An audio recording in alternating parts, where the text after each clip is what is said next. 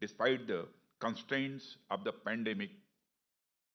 I also thank those attending in virtual mode for taking out time from their busy schedules.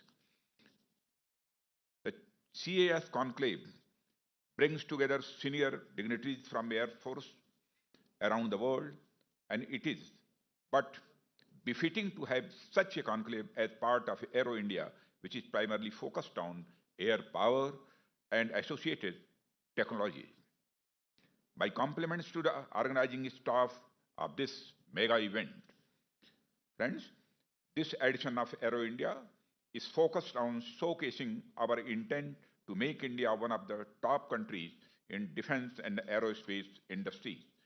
Government of India's recent approval for indigenous manufacture of 83 light combat aircraft Mark 1A by Hindustan Aeronautic Limited for Indian Force is affirmation of our faith in the capabilities of our indigenous defense industry.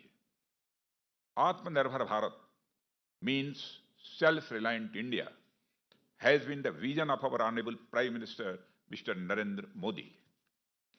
LCA has been successfully operationalized and inducted into Indian Air Force with state-of-the-art weaponry. The capabilities of this aircraft have been showcased to global military experts during the Britain and Langkawi air shows, and the superior performance of this aircraft has impressed aviation experts around the world. LCA Mark 1A will be indigenously designed, developed, and manufactured and would bolster the Make in India initiatives of the nation. With close to 500 indigenous design and production agencies being involved in the design and production of LCA technology and components, the present procurement would further strengthen the existing Indian aerospace ecosystem and provide it with the necessary impetus. Friends, our indigenous defense and aerospace industry has many success stories in form of platforms like LCA, ALH means Advanced Light Helicopter, and AEW and C means Airborne Early Warning and Control Aircraft, radars and missile systems, and a host of smart long-range weapons. Our own Defense Research and Development Organization tested 12 missile types of spanning the spectrum of ranges and proposed in a matter of 1.5 months. During the current edition of Aero India, I am hopeful that you would find time to visit various stalls displaying a range of Indian equipment which have been indigenously developed and manufactured. A strong aerospace manufacturing base is essential for India to achieve self-reliance as well as support needs of a rapidly expanding aviation sector within the country and in the neighborhood also. Indian Air Force has launched a major indigenization drive for sustenance of all aircraft fleets and maintenance aspects, and it is my belief that this will prove to be the growth engine for Indians' domestic aerospace manufacturing capabilities. Our government has taken a path of breaking decision of increasing foreign direct investment limit in defense manufacturing under automatic route from 49% to 74%. Further, the recently issued Defense Acquisition Procedure 2020 has included necessary provisions to encourage FDI and establish manufacturing hubs across India. I can proudly say that we have reached an inflection point in domestic defense manufacturing, and the trajectory from here on would only be upwards. The new policies have created an ideal environment for defense manufacturing, and there could not be a better time for foreign industry to partner with us to drive the Make in India vision. I would take this opportunity to seek your support in this endeavor. Friends, I am glad to see that many of the discussion topics planned in this conclave pertain to the emerging technology which are changing the way the battles will be fought in future. Recent conflicts have shown the potency of these emerging technologies, and we are heavily focused on building these capabilities. We are keen to cooperate with our defense partners in these niche technologies with focus on knowledge sharing and co-production. BrahMos system is a shining example of technology sharing and a co-production creating a world-class product.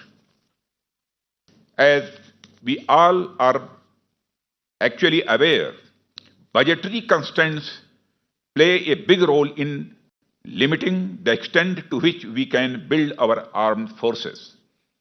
To work around this constraint and at the same time to achieve the desired military capabilities, it is but natural to have a robust mechanism in place where we can share our technology and best practices. We are looking forward to cooperate with friendly countries and work towards capability building that can address their security issues and create a more stable and prosperous environment in the region.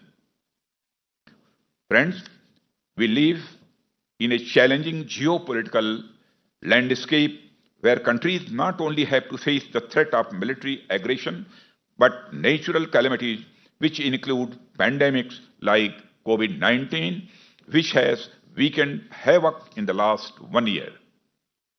Therefore, when faced with the threats across multiple dimensions, it is imperative for us to strengthen our relations with countries with whom we share converging views on key global issues.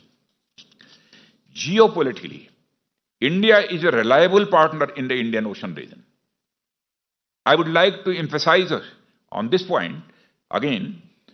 Geopolitically, India is a reliable partner in the Indian Ocean region and can take on the role of being the net security provider in the region.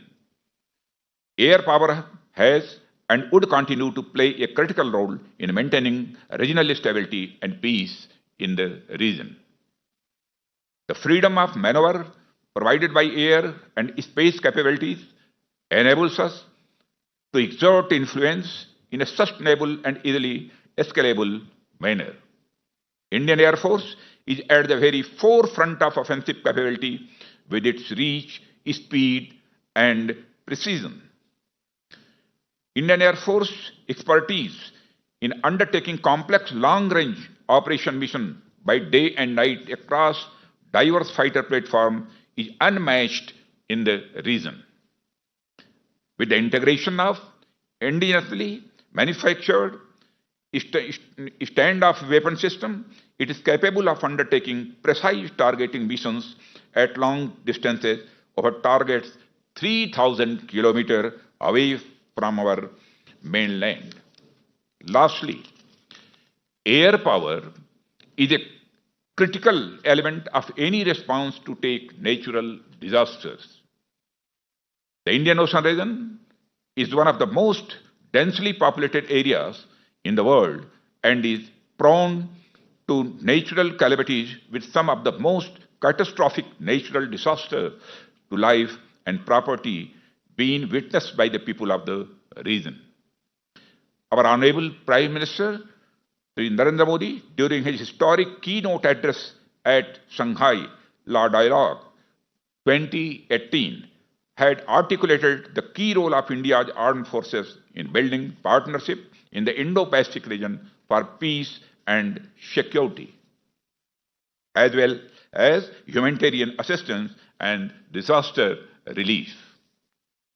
Friends, India's unique disposition in the Indian Ocean region, complemented by a potent airlift capability of Indian Air Force, enables us to contribute significantly in humanitarian aid and disaster relief missions. Just to give you a broad overview on the magnitude of YSADR operations undertaken by Indian Air Force, in the last 5 years itself, we have tackled roughly about 100 contingencies, during which we have flown a total of 6,000 plus sorties and evacuated more than 44,000 in distress. I firmly believe that YSADR management with robust SOPs should be the cornerstone of any defense cooperation. India has been regularly conducting exercises to deepen the YSADR cooperation and coordination among our neighbors, with focus on sharing expertise and assisting building capabilities. I am sure that this conclave will further enhance the existing mechanisms which have been refined over the years. Friends, once again, I would like to compliment Air Chief Marshal R.K. Bhadauria and the staff of Indian Air Force for organizing this conclave, which I am sure in the next few days will develop deeper bondings between nations and generate avenues that will further defense cooperation between all of us. Together, when we cooperate, we usher in peace and stability in our region and the world at large. Thank you very much.